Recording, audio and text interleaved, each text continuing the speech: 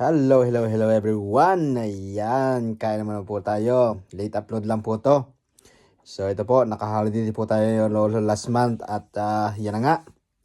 Naka-holiday tayo pero mag-isa pa rin tayo sa bahay. So nagsariling sikap tayo. Meron tayo ngayong dry fish. At meron din po tayong ginawang sinangag na kanin kasi mag-isa lang po tayo dito kumakain ngayon. So sayang naman. So ayan, meron po tayong dilis na tuyo. At gumawa rin po tayo ng fresh calamansi juice. Ganito po ang buhay dito sa Pilipinas kung nasa probinsya ka.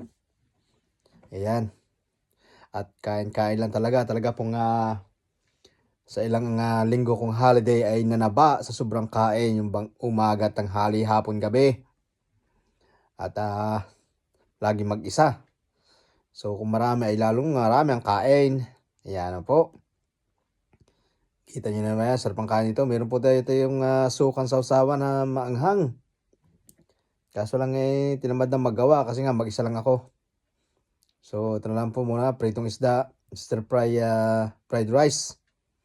Meron tayong tuyo. At again, meron po tayong fresh calamansi juice. Yan. Dito lang po ito sa labas ng bahay galing ang calamansi.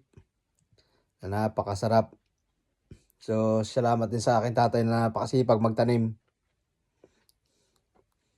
Okay.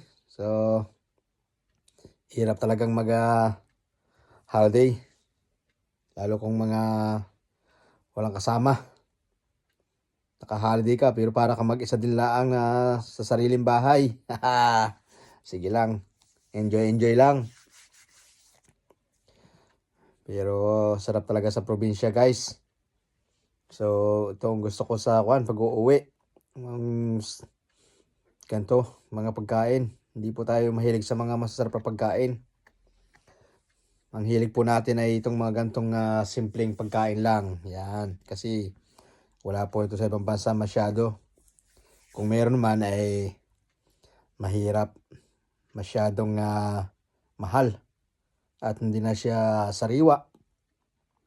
Yan. Sabay kayo sa akin, sabay kayo. Yan ang dami pang kanin.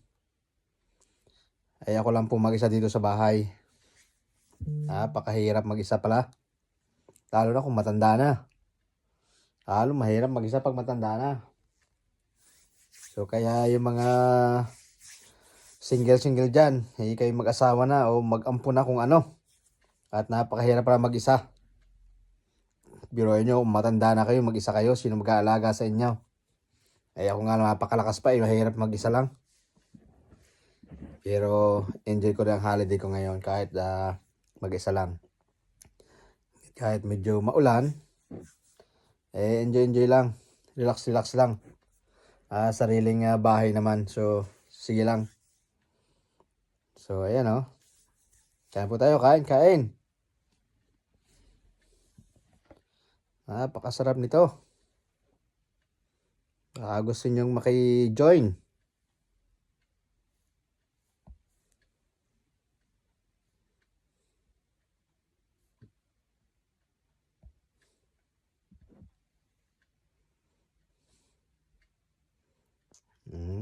Yummy po dito. So yan na po ang ating pagkain ngayon. So pasensya na po kayo kung medyo silent na ang iba nito kasi bawal pa may music sa akin ngayon.